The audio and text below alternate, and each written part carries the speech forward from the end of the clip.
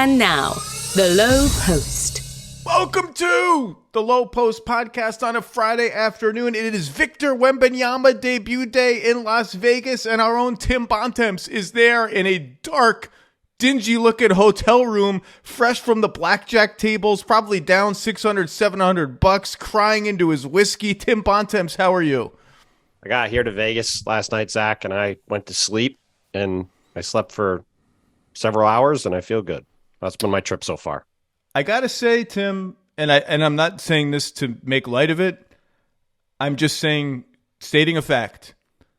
I really did not expect an instant intersection of Victor Wembanyama, Britney Spears, and controversy in Las Vegas. I have nothing to say. I've only read the basic news reports. I just wasn't on the old bingo card. Yeah, I think that's a welcome to the NBA moment if I've ever seen one for Victor Wembanyama. This is the world that he is now in. So statements have been released. I don't get to Vegas for another 2 days. Apparently, I'm just going to miss everything. They play. Who do they play tonight?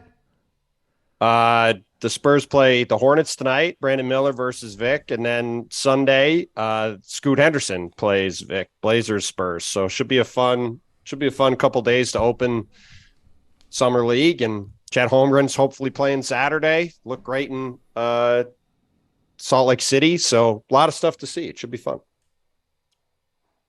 What'd you think of the LaMelo Ball 5-year super duper max? It's not super duper. It's just a max, 5-year max, rookie max. I was not surprised. I mean, I sort of thought coming into the offseason, you'd see 3 guys get the full super max or whatever, the full max extension, right? Him, Tyrese Halliburton, and Anthony Edwards. They all got it. Obviously LaMelo is a heck of a talent. Has not been able to be on the court as much as you would like last couple of years. Hopefully that changes. But between Brandon Miller and, now the Miles Bridges will be back on the court after last year.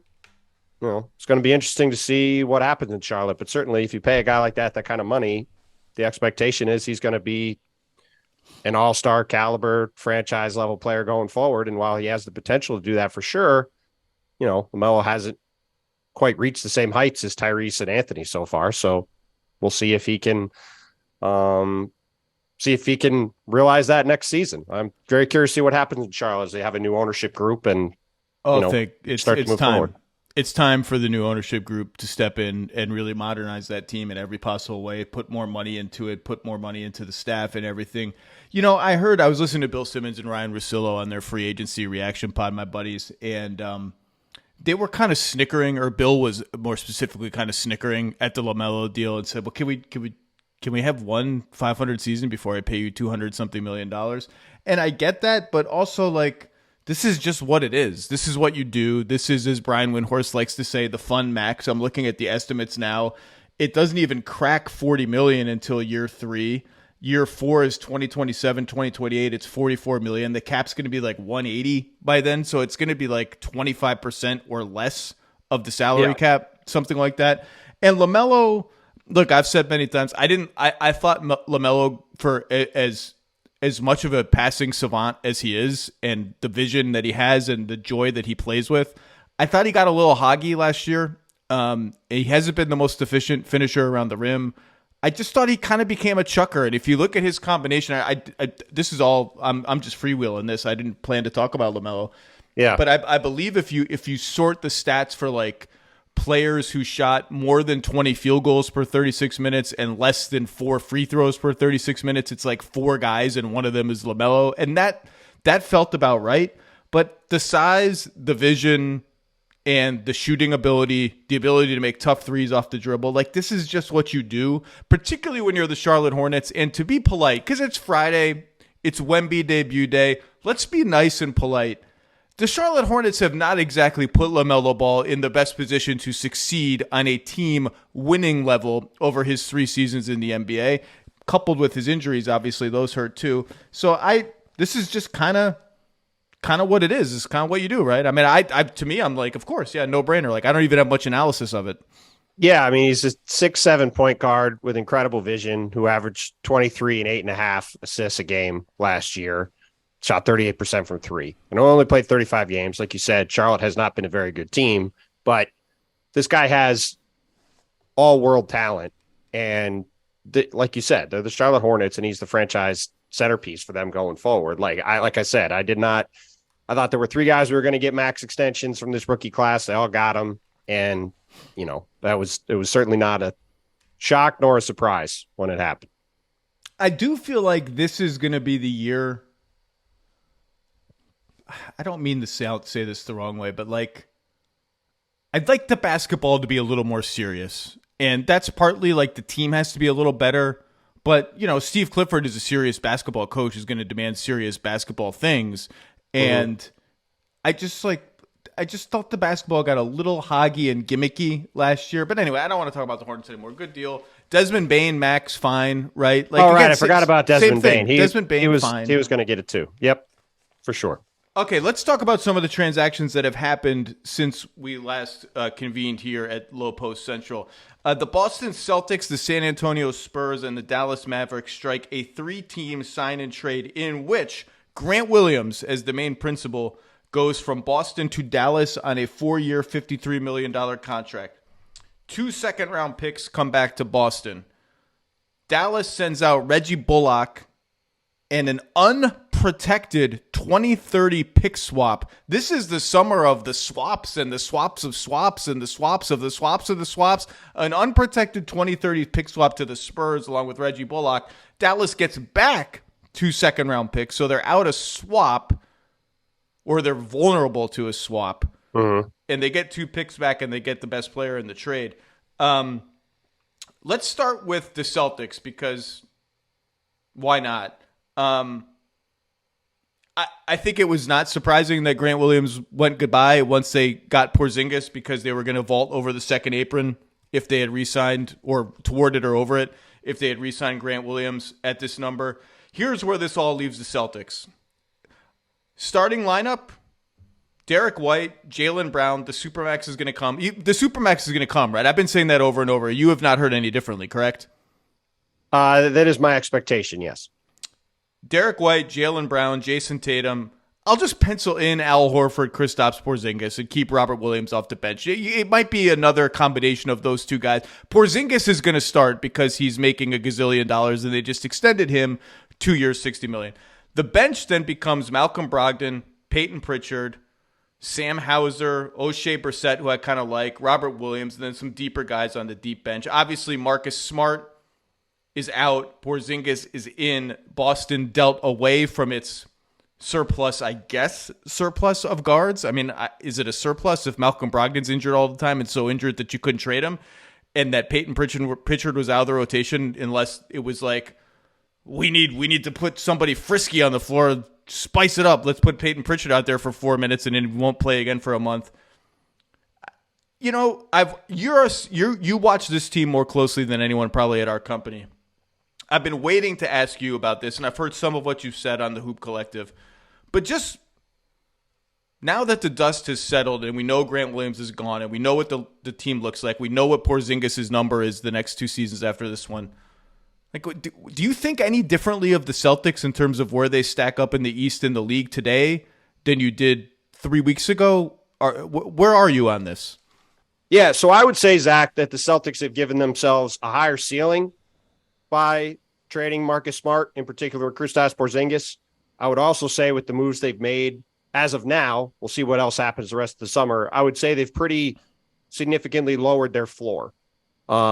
Because if you look at their team now, they now have a 7-man rotation, essentially, after losing Marcus Smart and Grant Williams and adding Kristaps Porzingis, with 4 of those 7 guys, as you mentioned before, Malcolm Brogdon, Porzingis, Al Horford, and Robert Williams, who are all likely to miss a pretty significant chunk of time from an injury standpoint. And that's before you get into some of the roster questions I have now, because this is a team that now really can't do a lot of the switching stuff that they've done in the past. They've sort of dramatically changed their identity from a defensive standpoint.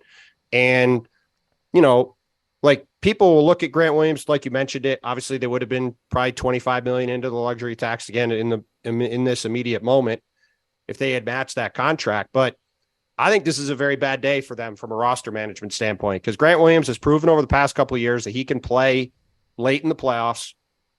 He's on a contract now that is going to, by the end of it, be fringe rotation money, which might sound wild to people when they hear a guy sign a 4-year, $54 million contract. But that deal's going up by 4.5% a year, and the cap is jumping by 10% a year. Yeah, and people just need to understand that in 5 years, the cap is going to be like $190 million under current projections. It's 136 right now. And so next year, it's probably going to be 150. The year after that, it's probably going to be 165. And the year after that, it's probably going to be 180. And those are conservative estimates. Well, no, those aren't conservative. Those are about right. And like, that's so a you 10%. That's with a 10% jump each year, which is the max it can jump. And it's probably going to jump the max every year. And so you just need to do, instead of being like, oh my God, $44 million for LaMelo Ball in 2028 or $32 million for Jeremy Grant, and whoopsie, we kind of signed that one thinking one thing was going to happen. Well, maybe not. I don't know. Should we have known better? Blah, blah, blah. Just do the percentage math. It's not that hard. Okay, Boston, go ahead. So you look at that, and yeah, Grant Williams might not have played all the time for this team, but Grant Williams is a very healthy guy. He's durable. He's versatile. He can play off of Jason Tatum and Jaylen Brown. He's an excellent spot-up shooter, particularly in the corners. He can guard all across the positional spectrum. They'd put him on guards. They'd put him on centers. You know, he guarded both Jimmy Butler and Joel Embiid at times in the playoffs to show his versatility. And like I said, I'm not trying to make him out to be an all-star in the future. He's not. But if you're a team as good as Boston and you have a chance to win a title this coming season and you lose a player off your team for nothing, that to me is a very disappointing thing if you are following the Celtics. And I especially think you have to look at this as a financial move when you look at this trade. Because even if you'd said, well, the Celtics didn't want to pay Grant Williams 4 years and $54 million, which, by the way, when they were talking about an extension in the fall, it wasn't much lower than this. So it's not like this was way off of where they were going to wind up. But just look at what San Antonio did in this trade. You mentioned it when you were talking about it. Not only did they get Reggie Bullock, who's a fine 3-and-D wing, who's a 38% shooter, who certainly could have helped the Celtics, they also got an unprotected pick swap, first-round pick swap in 2030, which, by the way, will be Luka Doncic's 12th season in the NBA. And there's plenty of reasons to wonder if he's even going to be on the team at that point. And if he's not, that could be an extraordinarily valuable swap, particularly if you look at San Antonio and if Victor Wembanyama is relatively healthy. He'll be in his 7th season, and they're going to be very good, all but certainly, if he's able to stay on the court. So you look at that all the way around, and even if the Celtics had gotten Grant Williams or Reggie Bullock in the pick swap, I would have said, all right, you have a pick, you have a salary slot you could trade, you have a decent player who can help your team, and you get a really valuable asset in the future in this pick swap. Instead, they get 2 second-round picks, they get a $6 million trade exception, and they lose a guy who they know can play for them in the final 2 rounds of the playoffs, which are the most valuable players outside of stars that you can find. So yeah, they have accumulated now 1 million extra second-round picks from all their wheeling and dealing at the draft. And I have seen some media coverage over the last couple of days. It's like sources, Celtics accumulating picks with eye on making big trade. No, they're not accumulating picks with an eye on like just having picks and being like, hey, let me just bring up my list of second-round picks and enjoy it over a glass of wine. That's what they're doing. Every team is doing that. Look, I understand. I understand what the Celtics are doing. Like, they had a lot of guards, and they traded out of that positional glut, so to speak, and added a player that didn't necessarily address a positional need, but certainly added depth to an injury risk position with Horford getting old and Robert Williams being injured all the time. But more than that, I understand why the Celtics, having experienced the absolute slog of what the playoffs have been like for them, and I know that sounds weird because they made the finals and the conference finals, but like, boy, did they have to just scratch and claw. It wasn't easy anywhere. It wasn't easy. It was never easy on offense. It was always just like, are they going to fall apart in the last 4 minutes? How late are they going to start this possession in the shot clock? How hard are they going to have to work here to get the switch they want? And will they be able to execute out of the switch they want? And I understand the desire to, like, we just have to loosen things up and give ourselves a jolt of stylistic change. And Kristaps Porzingis is a jolt of stylistic change because he is not just a shooting big man. He's a gunner. He's a quick trigger, quick release gunner. Al Horford is a shooting big man. He's not quite that. He's not like pick and pop, dudes closing out on me in my face, I'm shooting it anyway. That's not Al. Al can do that sometimes. He's more like, I'm open in the corner, here it comes, I'm going to let it fly. Forget the post-up stuff. Like, everyone is really going head over heels over, like, now they have a back-to-the-basket option. What a luxury for the Celtics. They'll do that when he gets a switch. And Porzingis, everyone knows the efficiency stats from last year were off the charts. I don't trust those stats. They're out of line with the rest of his career. But he did get more decisive attacking off the catch, which I like. Don't sit there and play with the ball and jab step for 8 seconds. Just catch it and go. He did more of that. He's a little bit of a better passer than people think when he thinks that way. So I understand the need for a stylistic jolt. I understand that there are people around the league who think Marcus Smart, because of the way he plays, because that he's approaching 30 or wherever he is now, he is an injury or bad aging risk going forward because of the full contact, full floppage, full falling over, full everything, full throttle way he plays. I get all that. I get it. I guess I just net out at I'm a little more uneasy than – uneasy is the wrong word. If there's like a continuum from people who really don't like what they did, like Perk is over here. Is like, this is a disaster. Yes. Marcus Smart's the heart and soul of the team. To over here on the other extreme, this is a no-brainer. The Celtics had too many guards. This is a different look. Porzingis is really good. Have you checked his numbers from his 1 year with the Wizards? Incredible, blah, blah, blah. If these are the extremes, I'm like 30% of the way to the positive extreme, and 30% like I'm like closer to the I feel a little queasy. That's where I come out. And I feel a little queasy because I'm not sure how much I trust this idea that Boston had a ton of guards on their team and too many to play when, again, Brogdon's injured all the time and currently, and Peyton Pritchard was out of the rotation most of the season. I like Peyton Pritchard. He's fine. And I just like all three big men, I don't trust their health. And I'm just not 100% convinced that like the Robert Williams, Kristaps Porzingis duo is going to be a workable thing on offense or on defense in some matchups. And they went away from the Horford, Robert Williams pairing for a lot of last year.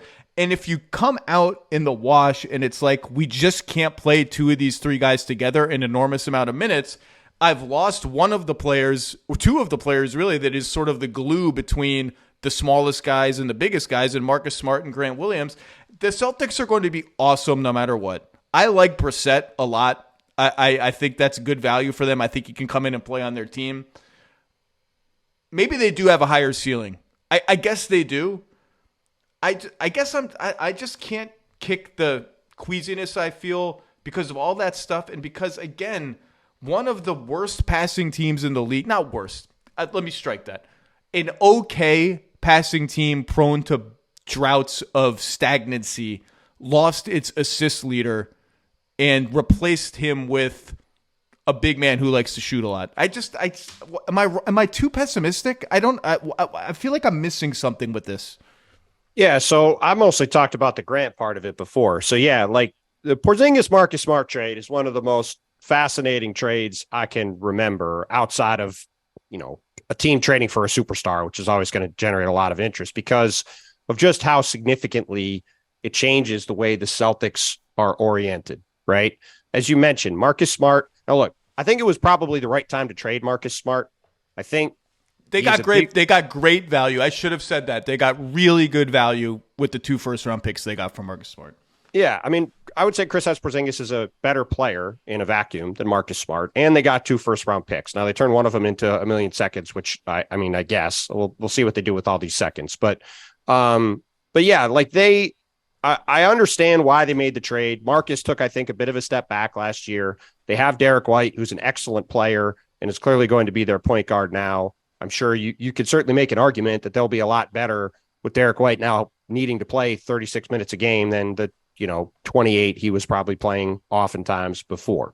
And certainly Porzingis, they didn't have an option to really combat switches. They can throw the ball to Porzingis in the post, like you said. I don't know if he's going to be as efficient as he was before, but they do have a bit of a plan B now, which they didn't really have. We haven't seen Jason Tatum and Jaylen Brown do a great job beating switches. So from that standpoint, I understand why they made the deal. And that's why I think they have a higher ceiling, because if this thing clicks right, if you have those 4 guys out there, you have a chance to be a pretty dominant team at both ends of the court, potentially, with Porzingis at the rim with Robert Williams, like you said. The other, if you have them out there with Tatum Brown and Derek White, you've got excellent perimeter defenders then. Like that, they have they're really going to be awesome no matter what. Well, the Celtics. We'll see. Because I think, like I said, I think they have significantly raised their floor. And if you told me they have the best record in the NBA next season, I could totally see that. However, they have 4 of their 7 guys now who are significant injury risks, the 3 centers and Malcolm Brogdon. So that's 3 of your top 7 guys. We'll see how many of them are actually available to play. You know, you mentioned O'Shea Brissett. The fact that they might need to rely on someone like that in their rotation sort of sums up the fact that their wing rotation now is very weak, and not having Grant Williams, a guy who you could slot in as a floor spacing 3 in certain lineups, and certainly could play at 4 if any of those centers are not available or unable to play together, which, to your point, I have some real concerns about. Like, yeah, I think you can potentially play Robert Williams and Kristaps Porzingis together against some teams, but I don't think that's a lineup you could play together all the time.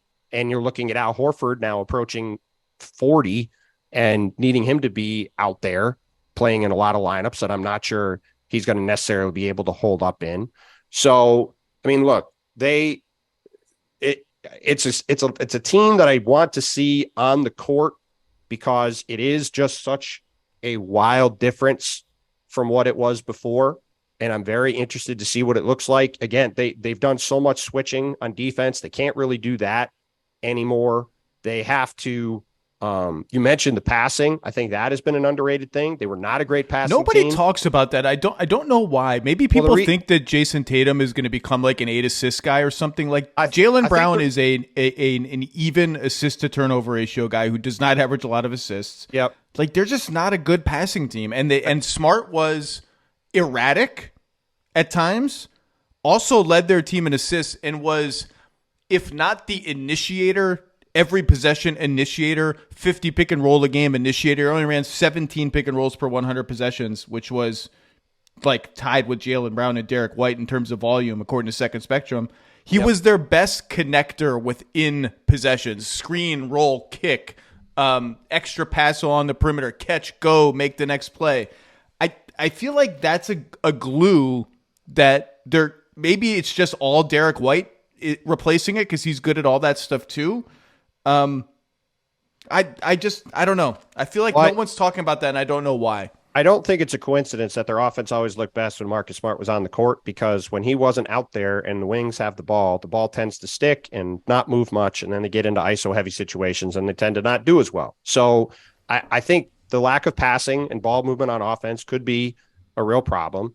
The injuries could be a real problem.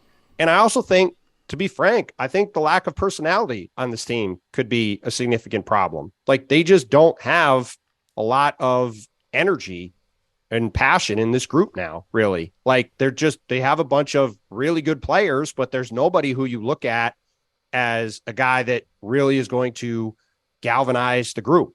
Like, Marcus Smart was always that guy for this team. Grant Williams was a guy who oftentimes would serve that kind of a role for this team.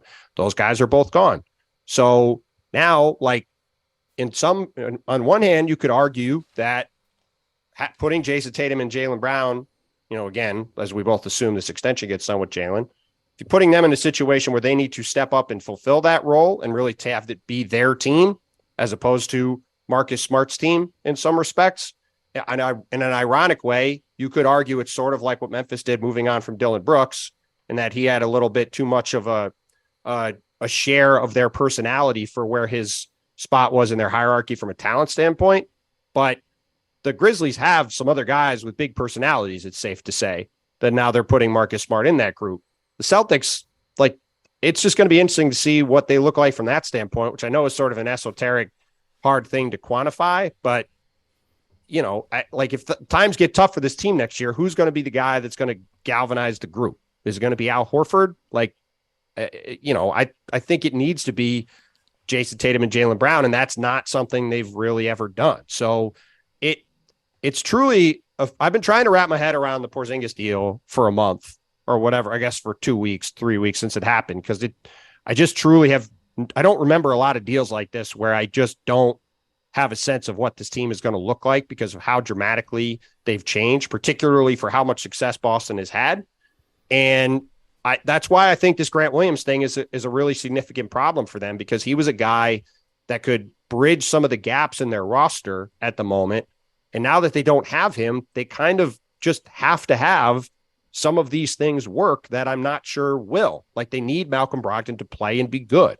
They need these three centers to all be healthy a decent amount of the time and be able to all play together, which I'm just not sure they will. So I don't know. It's going to be fascinating to watch. I really can't wait to watch them next year because they are going to be so fundamentally changed from the team they were before. I think one of the reasons everyone has had a harder time wrapping their head around it is because when it was Brogdon for Porzingis, it was kind of like, oh, sure, Malcolm Brogdon, like short-term Celtic, hurt a lot. Like, that was a safe move, right? Malcolm Brogdon for Porzingis was safe. Marcus Smart for Porzingis was a high variance swing. It was like, we're changing the total structure of our team. Yeah, this is a core part of our identity going out. And also now Porzingis was extended for 2 years, $60 million, which I think is fine. Like, Porzingis on an expiring isn't ideal. Porzingis on a 4-year extension, which they couldn't do at this time anyway, isn't ideal. 2 years is fine, but it is a significant commitment. To that point, the Celtics right now have about $190 to $195 million already essentially committed in payroll for 2024, 2025, which would take them right up to the second apron basically already. And in 2025, that assumes a supermax for Jaylen Brown. In 2025, 2026, they could have 153-ish million committed to 4 guys in the Jays, Porzingis, and Time Lord before you address any other part of the roster, which is one of the obstacles to pursuing Damian Lillard, which is not something I want to talk about right now. Right. They also overhauled their coaching staff in a way that probably is a net upgrade in terms of is a net upgrade in terms of experience and acumen and whatever around Joe Mazzulla, but it is an overhaul nonetheless. Let's talk about Dallas, because Dallas is, boy, have they gotten a lot of kudos in this offseason, and I think they largely deserve it. Grant Williams is an unbelievable fit for the Mavericks, and you can worry if you want about the departure of Bullock, who is a good shooter once the calendar turns to January and a reliable defensive player. Yeah. But this team needed a bigger, reliable defensive player. Grant Williams is a better screener passer than Reggie Bullock by a lot, and I think the Mavericks can lean into using him that way. He has the potential to fill minutes at center, although they're not really built to do that, and they have a lot of centers on the roster. And he is a much bigger, more versatile defender than Bullock is. And we know what they did at the draft in dumping Bertans and taking in Rashawn Holmes and ending up with 2 first-round picks that they really, really liked, and Omax Prosper, who could play right away, and Derek Lively, who's probably more of a project for them.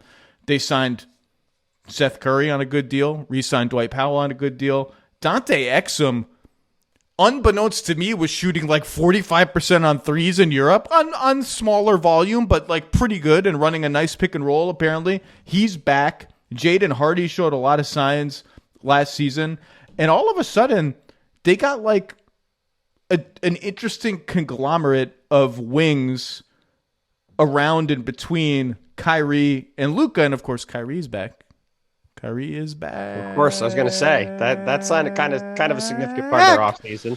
And so, a lot of kudos for the Mavericks, and I think deserved. But here's their starting 5. This is my best guess at their starting 5. Okay. Could go a number of different ways. Kyrie and Luka. I'm going to pencil in Josh Green at the 3. Could be Hardaway, or at the 2-3, whatever you want to call it. Could be Hardaway, could be Josh Green. It's probably going to be one of those two. I think Grant Williams will probably walk in and start for them at the 4. And Dwight Powell, who's like a cockroach. You can't kill Dwight Powell. You can't take him out of the Mavericks starting 5 for long. He's always going to find his way right back into the Mavericks starting 5. And then off the bench, they can stagger the 2 superstars if they like, although that's going to create a wing crunch for them.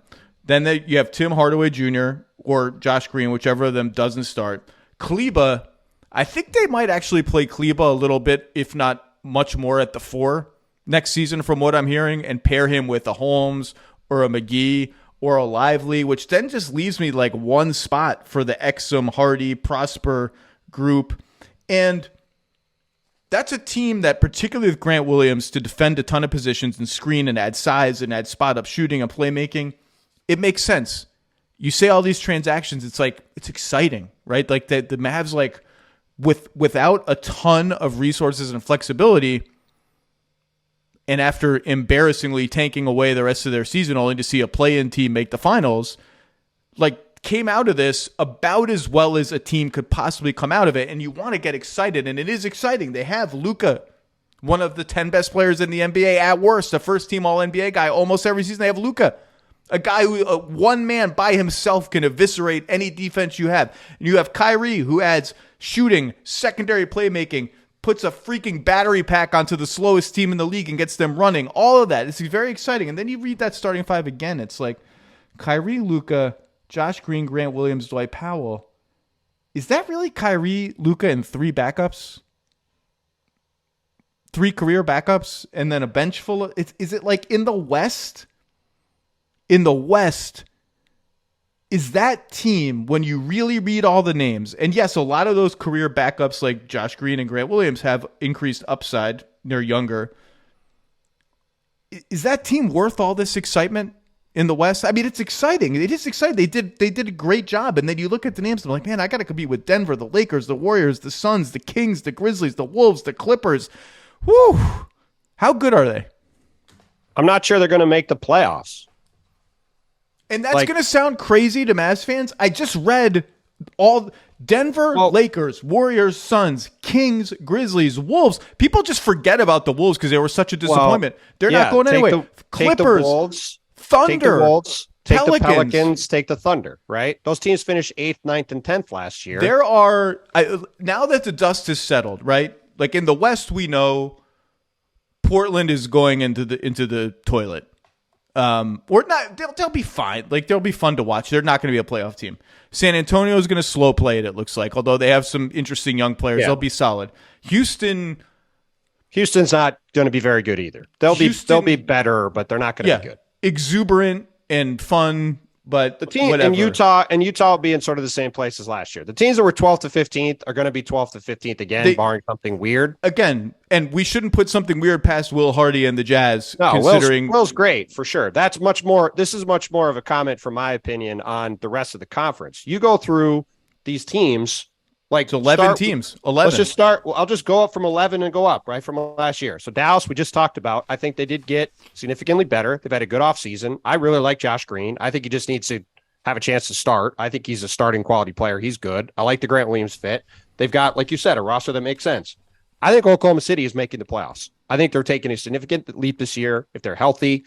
Jalen Williams played one game in Summer League, and I don't think he's playing another one. He did exactly what you wanted him to do. He had 20 Which Jalen Williams? Wing Jalen Williams? Wing Jalen Williams. He looked incredible. Yeah, how about not on that one? Stay home, buddy. Like, I don't need you to play Summer League. He came, played his one game, and showed what you want to see from a second year. For fans who are watching these games over the next week or so, if you see a second-year player playing, you want to see him dominate the game. Keegan Murray comes back and plays the Summer League, dominates. Jalen Williams dominates. Like, that's a sign guys are taking steps forward. He looked great. I think Oklahoma City, Chet Holmgren, I think is going to be great for them. They've still got some flexibility to do stuff. I really like where the Thunder are going. So they're going to be tough to beat. Pelicans, who knows what's going to happen health-wise, but the first half of last season, when Zion was on the court, they were up at the top of the West. They could be a very tough team as far as making the playoffs. Minnesota didn't have Cat and Rudy together basically all last season. They had all kinds of chaos happen during the season. They got Mike Conley part of the way through the season. They still finished over 500. And really, Tim, decent. That achievement really, if you ask Cat, was better than what Denver achieved last year. Just being over 500. I mean, they should hang a banner in the Target Center, if it's still called that. And it should say, really, when the banner should say 2022-23 Wolves. Really, when you think about it, had a better achievement than the champion Denver Nuggets. Hooray. I'm leaving that one alone on a lot of levels. But my point is, those are the teams that finished 8th, 9th, and 10th ahead of Dallas. And everybody else ahead of them, the Lakers, we could talk more about the Lakers. I know you mentioned me on. I don't want to. I don't want to. But the Lakers are going to be fine. The Warriors, the Clippers, the Suns, the Kings have everybody back. They're probably going to take a little bit of a step back, but they're still going to be tough. Memphis is still very good. Obviously, Denver is the defending champs. Like, there are going to be good teams. Can I ask you just one? Can I ask you one quick question? Can I ask you one quick question? Yes. Are we sure the Clippers are going to be fine? I mean, when I say fine, I mean the Clippers to me aren't going to win 30 games. Like, they might not make the playoffs, but again, like, good teams. That's my point. Okay. There are 11 good teams, and 3 of them are going to miss the playoffs, and 1 of them is going to miss the play-in tournament again. So I don't know who it's going to be, but I'm not confident. Like, I think Dallas has had a very good offseason, and I'm not confident they're going to finish 4th as a result. I mean, they might finish 8th. They might finish 10th. They might finish 11th. They might finish 6th. But it's a very challenging conference from a depth standpoint. And it's, like you said, they've done a good job and they have a solid team, but I don't think there's a guarantee that they're just going to magically jump up 5 or 6 spots just because they're motivated to. Like, it's going to be a slog to finish high in the West. It is amazing that the Mavericks were in the conference finals 14 months ago. Mm-hmm. And some people would dismiss that as a fluke, like the Suns had a COVID outbreak, whatever. They beat the Suns. They got to the conference finals. Beat the Jazz despite Luka missing part of that series. Mm-hmm. 14 months later, the players who ranked 1st, 2nd, 3rd, and 5th in postseason minutes for them are all gone 14 months later. That's incredible. The biggest question they have to answer, obviously, is their defense, which after kind of improbably being in the top 10 that season, fell dramatically last year, despite the fact that their shot selection allowed was essentially the same. They do a good job running people off the three-point line. They don't allow a ton of shots at the rim. Their rebounding collapsed, and they just fouled the hell out of everyone. They were 27th in opponent free throw rate. They were 9th or 10th in both those categories the season before. And Kyrie, Luka, and whoever their centers are, like Kleber's fine as a defensive center. He's a little undersized. It's not the skeleton of an elite defensive team or even maybe a good defensive team. Can they be average and a little bit better than average? Maybe. That's the biggest question to me. The offense, look, I know there was that one game against Minnesota where Kyrie, I think it was against Minnesota, where Kyrie and Luka played hot potato and everyone's like, well, this is why you need chemistry, and 2 ball handling stars sometimes don't fit. The fit's going to be fine. Their offense was like off the charts with those 2 guys on the floor.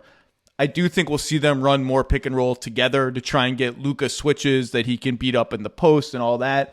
The defense is the question. The experience level to me is the question. I think it's a really, really interesting team that has found some of the right kinds of players. I guess the simplest way to put it is much like was the case with the Lillard McCollum Blazers, though I think on a higher plane, because Luka is just, well, maybe not that much of a higher plane. I don't know. The gap between their 2nd and 3rd best players is just so big that it leaves you with a lot of uncertainty about them. But I think they're going to be an interesting team. I think they had it could be one of those cases where a great offseason does not net you out as much of a standings improvement, or at least pre-tank standings improvement, as you would think. Yeah, I totally agree. And the other thing too is Kyrie Irving is not exactly the most durable player before you get into anything else. And if he misses a bunch of time, the whole thing is depending on the second best. I just said there's a gap between the 2nd and 3rd best players. That's like the Grand Canyon. The second best guy has had an interesting few seasons. Let's just say he's not the most reliable guy. So and if one of those guys is not playing, they basically only have Seth Curry to handle the ball on the roster, right? So that is the one thing that I think is a potential issue for them if either one of them does miss time, is like, obviously you're just going to have the ball in their hands all the time anyway, so it'll probably be fine. And it's one of those things where if one of them isn't playing, you're probably in trouble anyway. But yeah, look, they've had a good offseason. I like the moves they made. I think Grant and Josh starting will give them a lot more, like you said, a lot more defensive versatility. I think Josh Green's really good. I'm a big fan.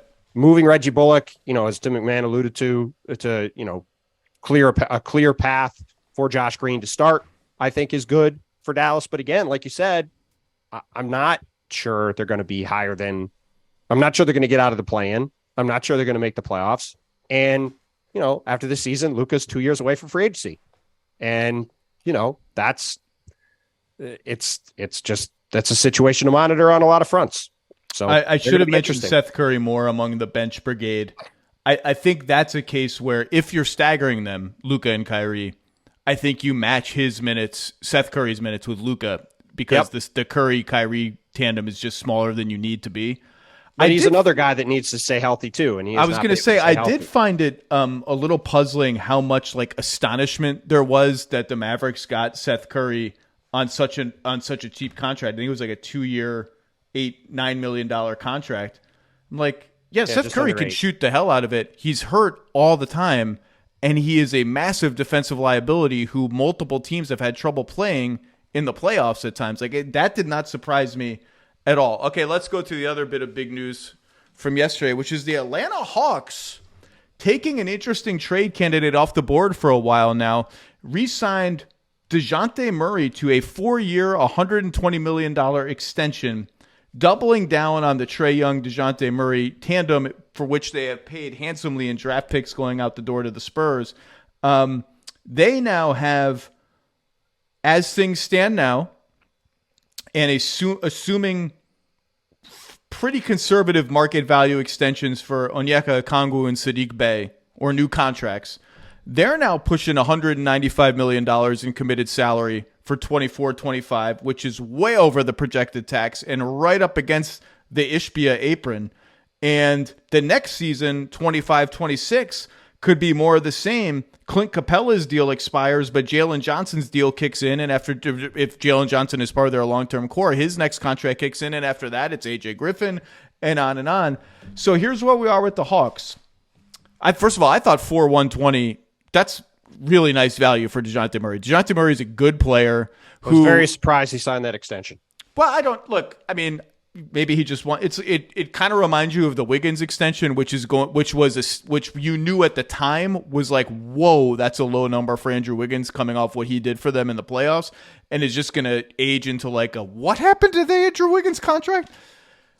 Some guys just want security, and that's fine. It's still almost $30 million a year for a guy who's just a really good player. He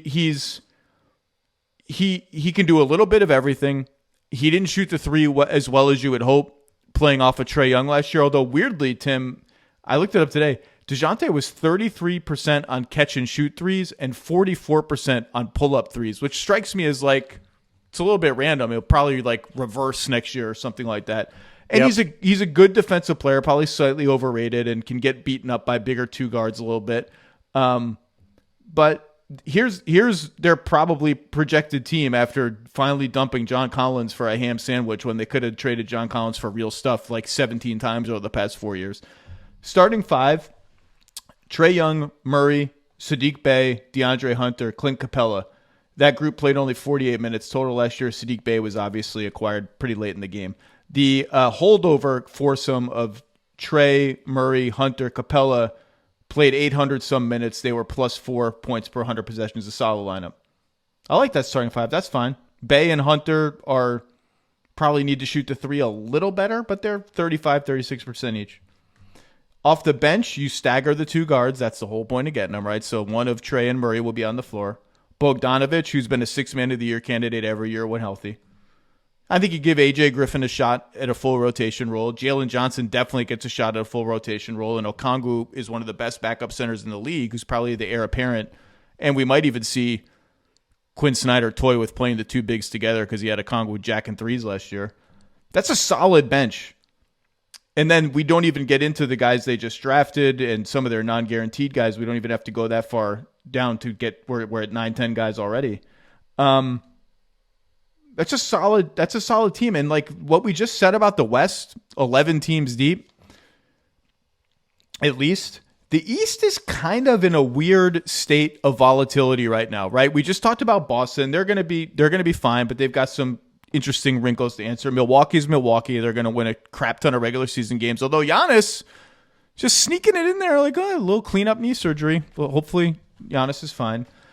Cleveland, I guess will be better. Like they were embarrassed in the playoffs, but they had I thought a really nice. They're at least got to be a very good regular season team again. The top 5 teams in the East will be the top 5 teams in the East again. The Knicks, I think, should probably be stable. I mean, they've had this weird, like every good year is followed by a dip back thing, but they should be okay with Brunson there. But they're not like. But the Knicks, I don't look at the Knicks and like, well, that's a team that's on their way to 55 wins as is. Well, I mean, I think there's a decent chance they win more games than they did this past season. I like Dante DiVincenzo a lot, and I think their depth and continuity carrying over will be pretty important. I still can't believe that anybody thought it was a good idea for the Milwaukee Bucks to trade Dante DiVincenzo for Serge Ibaka. That was a horrible idea. Wasn't great. The Nets will be worse, despite the fact that they'll just be worse win total wise because they will not have the cushion built up from the. Well, at this, I not to cut in, but at this point, you just have to say like, then there's Miami, right? Like, well, this is what I'm saying. I'm saying Philly and Miami are kind of in this like, we got to see where they net out if they are able to acquire or trade their respective guards that, Philly's maybe trying to trade one kind of, and Miami's trying very hard or hardish to acquire one. Right. You figure they're in this elite group, top half group somewhere. Toronto got worse. Chicago is just meh. Orlando's getting a little better, but they're whatever. We'll see if they're 500-ish, maybe a little better. Indiana's solid. My point is, if you told me right now the Atlanta Hawks were the 3rd seed in the East next year, I wouldn't be like, that's implausible. Now, I wouldn't expect it because, again, one of those Philly-Miami teams will probably hit this out of the park somehow or at least come out better, and you still have Boston and Milwaukee.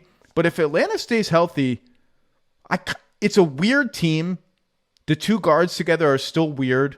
I think Quinn Snyder has already found places where they can cooperate and have some synergy between them instead of just like, at times last year, it was a rough watch. It was like Trae Young pick and roll floater, Trae Young pick and roll floater. Okay, Dejounte, you take it. Dejounte pick and roll 18-footer. And like they can make those shots. It just wasn't a particularly fun brand of ball.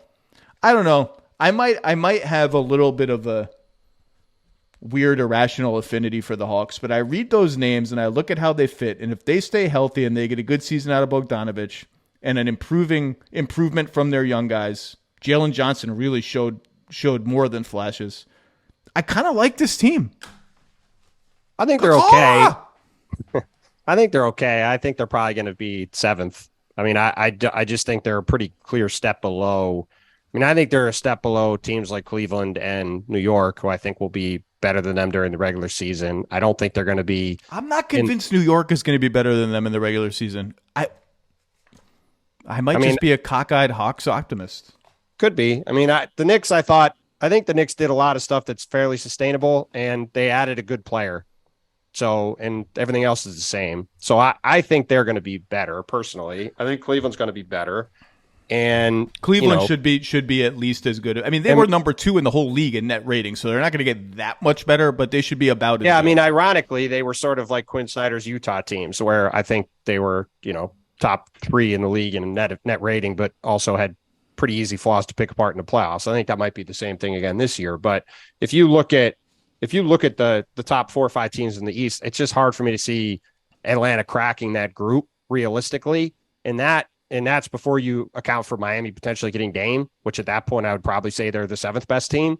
And that's where, to your point about their salary going forward, that is where you have to wonder what's going on in Atlanta, because to be pushing up against the second apron, you're not going to want to be. No team wants to be $15 or $20 million into the tax. No, there's a move. There's a move to come. The only question is, can they ride out this season if they're playing well before they make the move? Well, and it just something's going to give, right? Because teams don't stay normal teams. Non like Warriors, Clippers, early Nets teams, or, early Joe Tsai, early Mikhail Prokhorov Nets teams. Those teams don't stay that far into the tax to be mediocre. So you've got to be really good to spend that kind of money. And I just don't see the path to this Hawks team being that good.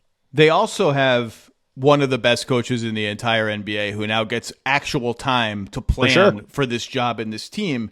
And we already saw him make his imprint on the team in lots of different ways.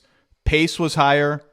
They toyed with like Murray and Young sometimes screening for each other off the ball, and getting Trae Young to do any goddamn thing off the ball has been a stretch for every coach they've had. So good luck, Quinn Snyder. But that's one of the missing pieces for them. Missing sounds, it's weird to say that because their offense has been very good for most of Trae Young's career. Sure. And has actually been crap with him off the floor, although they've had snippets 2 months here when healthy, 2 months there when healthy, when enough of their bench guys are healthy that it's been fine. Obviously, the other thing was the offensive rebounding just skyrocketed. And it was interesting. Everyone expected them to shoot more threes when Quinn Snyder took over because they were dead last or second to last in threes. And that didn't happen. Their threes didn't uptick at all. It was all shots at the rim, which came out of their share of mid-range shots. Wonder if we do see more threes this time around now that there's time. All right, so I'm gonna make you a bet right now. Okay. Let's bet. What would be fun to bet in Vegas? I don't know, dinner, a beer. We got to come up with something more fun than that. And you don't live that far from me. We don't have to have it be a Vegas. No, thing. Because it's going to have to be. It's going the basis. I don't know of the bet. I don't know what the bet is. So it won't be known until April. So we can either be a dinner in the playoffs, or one of us has to stake the other $100 to gamble in Vegas or something like that. Whatever you want. Whatever you want. Here's the bet. I'm taking Hawks in the playoffs, top 6, not in the play-in. Unless you want, and you're saying 7th or worse. I'm saying rock solid. I don't even need odds. Hawks are in the playoffs without the play-in tournament. You don't feel that strongly against it? No, but sure, it's fun. I mean, it's fun to do though. Why not? I said they're going to fit. I said they're not in the top 6, so sure, why not? Top 6, they're in. I mean, I would say that I think there's a chance. I think there's a decent chance I lose that bet because I do think that Atlanta's all right. Fine. No. Don't stop me. What you have me in an advantage. I'm going crazy. Top 5. Oh, I mean, that's a fair bet. Sure. I was just going to say I do think you're right in the sense that the Hawks have a solid top 3. Just kidding. Top 5. Yeah, I know. The Hawks are kind of like the Knicks and Cavs, right? Where they have solid. I mean, more like the Knicks, where they have solid depth of 8 or 9 guys that you like. And they've obviously, you've got Trae Young and Jalen Brunson to sort of drive your team. And I just, the question I have for them going forward is I just don't see how they really get above 5th or 6th in any season. And that, I don't know what you do to change that. I'll tell you how. Okay. How? The sheer force of Quinn Snyder's angry face glare is worth 4 wins by itself. If you want to argue that Quinn Snyder is one of the best coaches in the league, he'll find a way to get him up to 3rd. Like that's certainly the best argument for him. Someone above them will take an injury. Quinn Snyder, by the sheer force of his eyeballs, top 5. Sure. Okay. There you go. Fun. Do you have any? Let's finish on Damian Lillard because holy smokes, has there been a lot of Damian Lillard discourse in the last 24 hours? Don't say. Peaking with hours. How about the last week? Well, it peaked, I think, yesterday. Thursday, July 6th was yesterday. Woj had a big story that came out in which he reported accurately that Aaron Goodwin, Damian Lillard's agent, was calling teams that were not the Miami Heat and just being like, hey, you should probably not trade for Damian. He wants to go to Miami. He's going to be pissed off if you trade for him. Stand down. And then Aaron Goodwin did a thing that I don't remember any agent doing, going on the record with the Miami Herald and being like, yeah, I'm calling other teams and telling them not to trade for Damian Lillard because he wants to go to the Miami Heat, and that's the only place he wants to go. And now we have this specter of like, is he going to be unhappy if anybody but Miami trades for him? Is he going to do the unthinkable and not report? Does any team, despite the years on his contract, have faith enough in their own infrastructure to trade for a guy, trade a lot more than Miami can offer for a guy who has told them, do not do that. I don't want to come to your city. I want to go to South Beach. I want to have no state taxes. I want to play with Jimmy. I want to play with Bam. Will any team actually offer greater than Miami's offer? in that circumstance. And then the follow-up dialogue has been, well, is Dame and Aaron Goodwin, is this unfair to the Blazers? And then you have the other side where they say, no, the Blazers betrayed Dame by not upgrading at the draft. But wait, no, Dame is betraying the Blazers by doing this, that, and the other thing.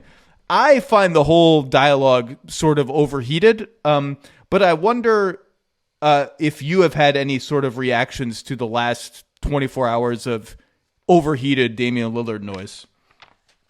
I mean, no, not really, because I've not really. I think it's all noise for a reason. I guess the thing I've been confused about from the beginning is everybody's acting like the Heat have literally nothing to trade, and I think the Heat. Not everybody. Well, I think the Heat's offer is pretty decent. Like, if you end up with Tyler Hero, Duncan Robinson, 2 to 3 firsts, depending on if you change the protection on the pick to Oklahoma City, and Jaime Jaquez and Nikola Jovic, like, to me, that's fine. Like, that's a perfectly fine return for a guy who is going to be 33, is owed $200 million, is playing in a league where a ton of teams already have point guards, and when there's just there's not a lot of teams that can offer a ton to trade for anybody at the moment. And B, there's not a lot of teams looking to trade for this archetype of player right now. I mean, to me, there's only 2 teams that really make sense to trade for him. One is Philly, where I think the preference would probably be to just have James Harden come back and run this thing back. And the other is Miami. And everybody else, I just don't see where this frothing market's going to come from. Like, Tim McMahon made a point the other day on our pod that the Jazz should try to trade for him. I don't think that really makes any sense. People have mentioned the Spurs as a team that should trade for him. I don't think that makes any sense. Like, these teams that have that, Oklahoma City has all these assets. They have Shai Gilgeous-Alexander, who right now is probably just better than Dame, and certainly going to be better going forward, and doesn't make sense for them to trade for him. So you look around and it's like, okay, there's a couple teams that can trade for him. It's not the same as trading for Kevin Durant, or as you talked about the other day, like the idea that the Rudy Gobert and Donovan Mitchell packages are coming back anytime soon for anybody outside of maybe 1 or 2 players is just not going to happen. There's been a market correction on that, as Adrian said a bunch of times.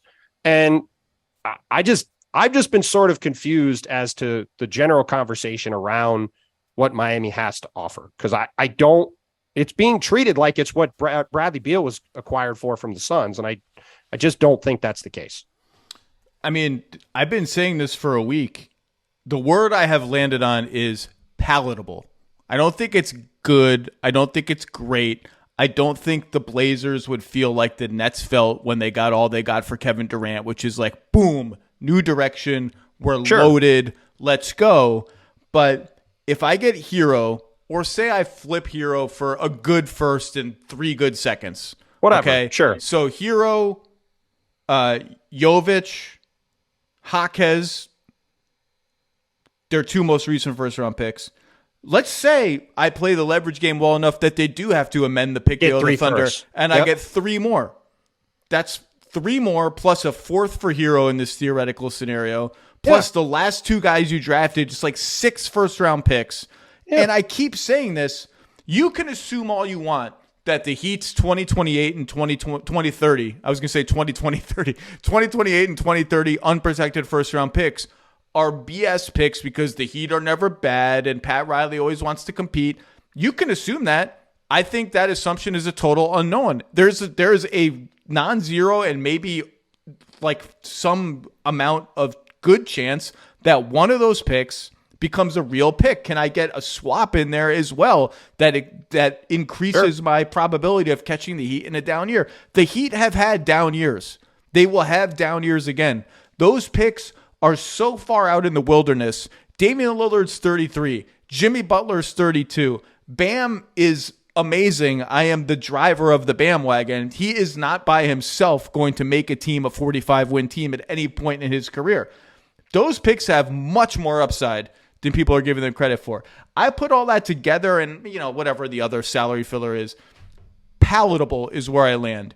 Is it what they got for Durant? No. Is it the greatest trade return ever? No. Is it even what you would have hoped for a year ago if you did this thought exercise? What could we get for Damian Lillard?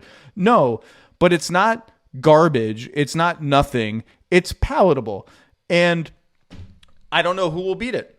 Maybe nobody will end up beating it. And my other thing is, on all this noise,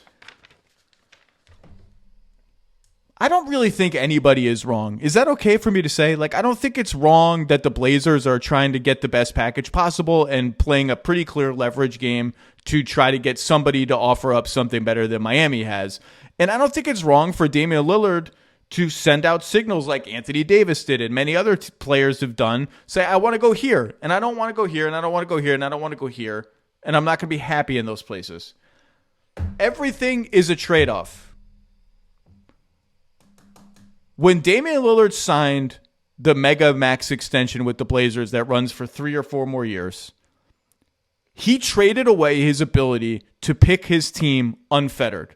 That's just part of the deal. I'm sorry if that's like uncomfortable to say in 2023 in terms of labor relations and whatever. Like, I'm generally pro player, but in signing that contract, you traded away your complete unfettered ability to pick your team. That's part of the deal. That's what the contract is for. That's what the money is for to some degree. The money is mostly for the fact that you're amazing at basketball. What he's doing is trying to pick his own team anyway. And that's totally fine. Here's the reality. It's harder now because you're under contract. And that's okay too. It's okay for it to be hard because the Blazers don't necessarily want to trade you to that particular team unless that particular team offers you everything. And it's okay for Damian Lillard to be like, I really want to go to that team and I'm going to try to poison the market for everyone else and get to that team. And the reality is, in totality for everyone involved, is it's unpleasant and it's going to take a while. And that's the trade-off of that contract for everybody involved. It's unpleasant. It's going to take a while. And it may still, if not, is probably going to still end up with Damian Lillard in Miami. It's just unpleasant, and that's just the reality. I don't think anyone is really wrong here. I don't think this is a betrayal. I don't think, Damian Lillard has lit all his goodwill on fire. No, he hasn't. He's just doing what he wants to do. The Blazers are doing what they want to do. This is all part of the deal that results from that contract. Yeah, I certainly don't think anyone's doing anything wrong from that standpoint. And I also would say that, if I was Philly or one of these other teams, if I was interested in Dame, I would not be thinking twice about trading for him, because the idea that Damian Lillard, of all people, is not going to show up to play with Joel Embiid, I find to be, and that's the third ludicrous. party. That's the third party involved. The third party is Team X, Y, and Z, who wants Damian Lillard in theory, in reality, whatever. It's on you too to sell him on your vision and to make him happy enough that he would actually go there and play well. This is just reality. Like, it's unpleasant and hard for everyone, so go do the hard work of it. Well, yeah, and I also, like, Dame has long been considered one of the best guys in the league. The idea that, like, let's say Philly, because I think that's the only other really realistic suitor. If, like, he gets traded to Philly, has a chance to play with Joel Embiid, what's he going to do? Say, no thanks, I'm going to sit at home and not play? I mean, come on. Like, I just don't. It's just that's a ludicrous position. If we're talking about Kyrie Irving, like, sure, who knows what Kyrie would do in that kind of situation? But that's also why Kyrie had no suitors really 6 months ago, right? Like, or last summer when he tried to do a sign and trade. Like, the Dame is one of the best guys in the league. He's as rock solid a person as we have seen in the league. And like, everybody's doing what they're trying to do to get the best outcome for themselves here. That's how this stuff works. But I certainly I don't really buy the threat of him, like, not showing up or not being a professional or not being awesome, because that's who Damian Lillard's been for the past 11 years. And I don't think that's going to change. So I don't want to go through all the teams because I did that with Hollinger the other day. I will say on Utah and the Spurs, I agree with you that it's not the most realistic endpoint. I only think those teams dive in if the price is to the point where it's like, oh, that's all? Like, well, then fine. Like, we'll take a shot. And I just don't buy that's the case because, like, again, this is where I don't understand the Miami stuff. Like, Miami's offer is fine. It's a perfectly good offer. It's not great. It's not anything. It's a turkey sandwich. It's a dry turkey sandwich. Like, it'll fulfill you. You put some mustard on it. It's like, it's edible. It's fine. Look, I think it's perfectly. I think it's good. And again, I don't think enough has been made of the fact that there's reasons why there's not 15 teams lining up to trade for Dame. He's a small guard who's never been great on defense, who has a ton of money owed to him and is going to be 33. Like, this isn't trading for prime LeBron. And I'm not trying to knock As Dame. I said I love Dame. 2 days He's ago, an incredible it's player. not trading for Kevin Durant last year. He's not Kevin Durant.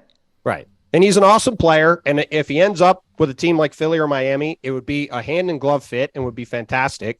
I've said publicly, I think if he ends up in Miami, they have the best big three in the league then with him, Jimmy, and Bam. I think they fit together perfectly.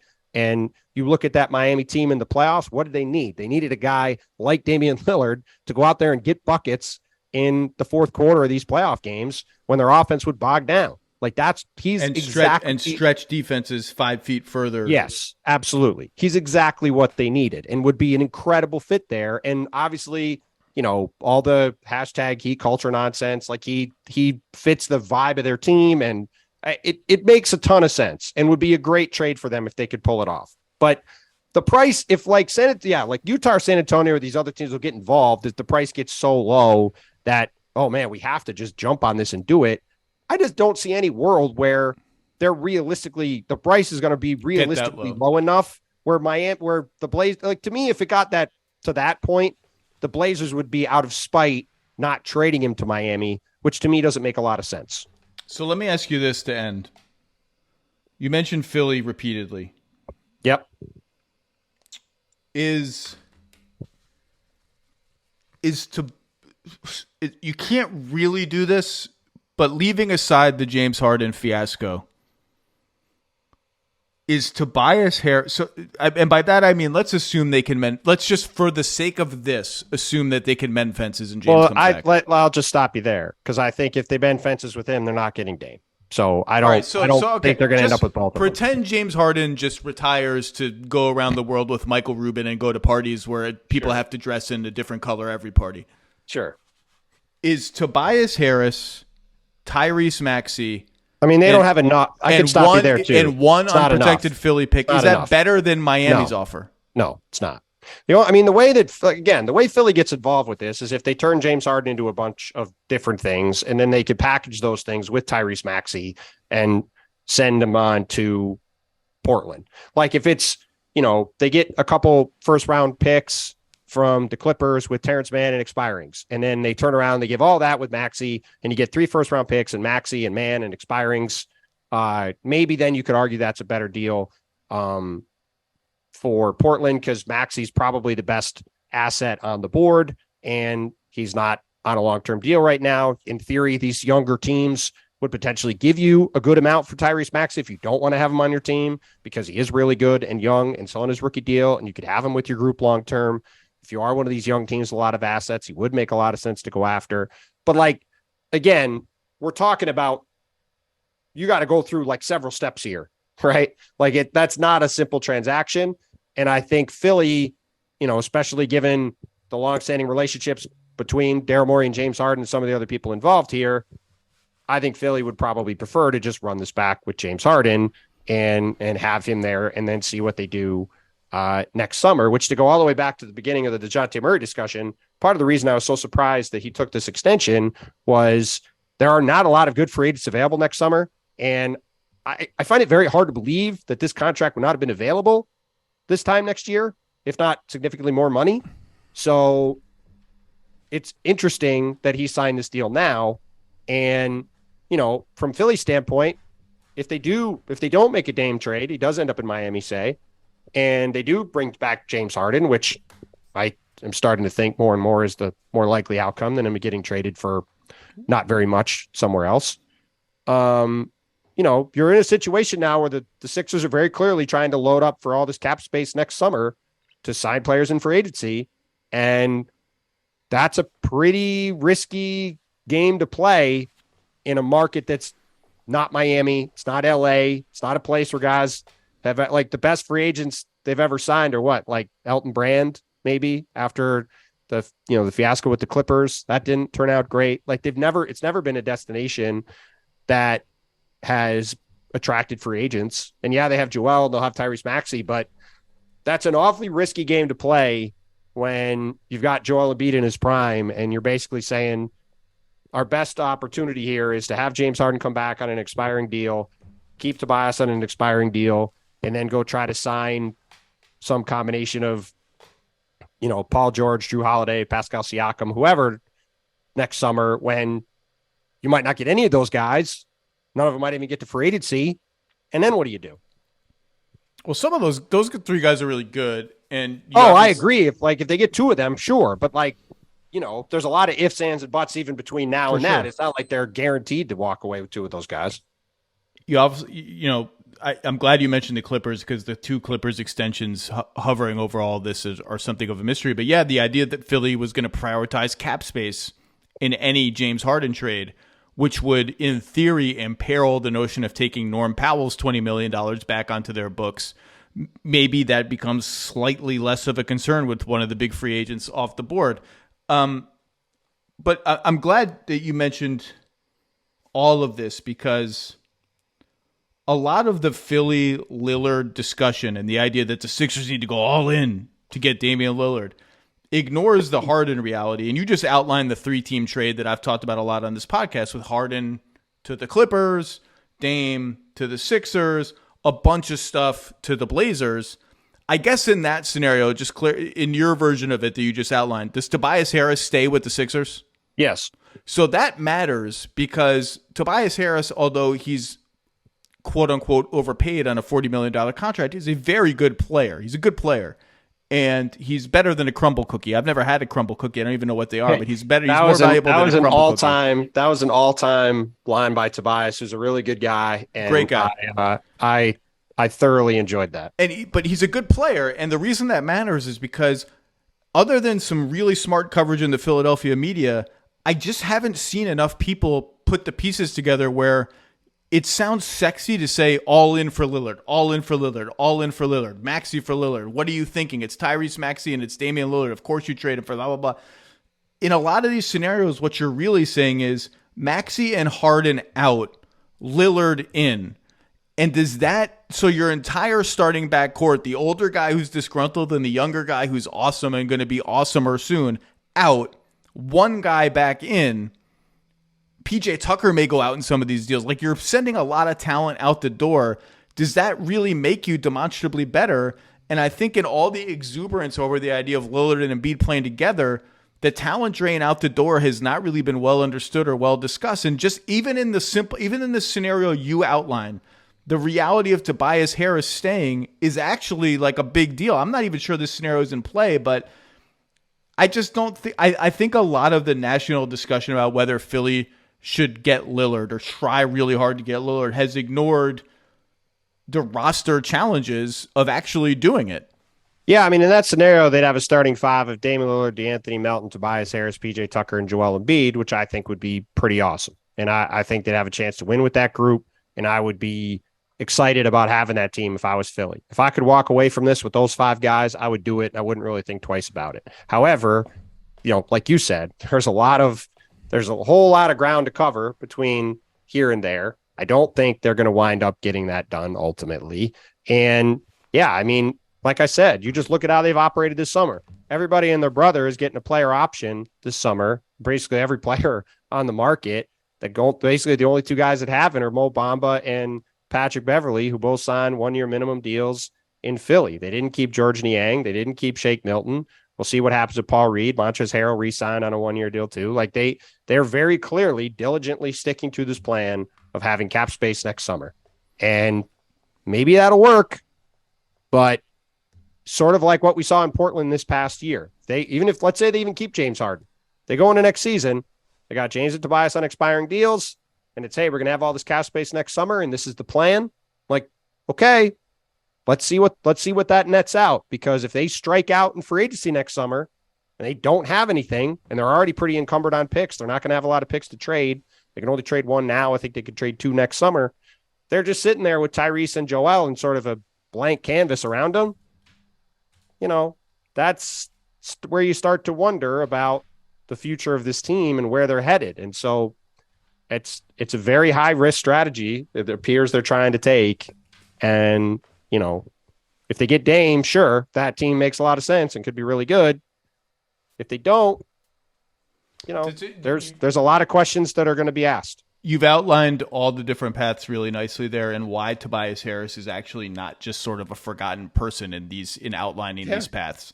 Tim Bontemps, enjoy Victor's debut tonight in Vegas. I will see you out there in about 48 hours. Awesome. Thank you for your time. You can listen to Tim twice a week on the Hoop Collective, Brian Windhorst and the Hoop Collective. You can read him all the time at ESPN. You can see him all over television in our Seaport studio. Mr. Bontemps, thank you, sir. Anytime, man. Thanks for having me.